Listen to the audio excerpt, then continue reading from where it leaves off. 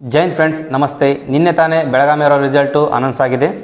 ಆ ರಿಸಲ್ಟಲ್ಲಿ ಯಾರು ಸೆಲೆಕ್ಷನ್ ಆಗಿರ್ತಾರೋ ಅವ್ರಿಗೆ ಕಂಗ್ರ್ಯಾಚುಲೇಷನ್ ಹೇಳ್ತಾ, ಇನ್ನೊಂದು ನಿಮಗೆ ಸೆಲೆಕ್ಷನ್ ಆಗದೇ ಇರ್ತಕ್ಕಂಥ ವಿದ್ಯಾರ್ಥಿಗಳ ಮನಸ್ಸಲ್ಲಿರುತ್ತೆ ಸೆಕೆಂಡ್ ಲಿಸ್ಟ್ ಯಾವಾಗ ಬಿಡ್ತಾರೆ. ಸೆಕೆಂಡ್ ಲಿಸ್ಟ್ ಅಂದರೆ ಯಾವ ರೀತಿ ಬಿಡ್ತಾರೆ ಅಂತಂದೇಳಿ ಮೊದಲನೇದಾಗಿ ಹೇಳ್ತೀನಿ ಫ್ರೆಂಡ್ಸ್.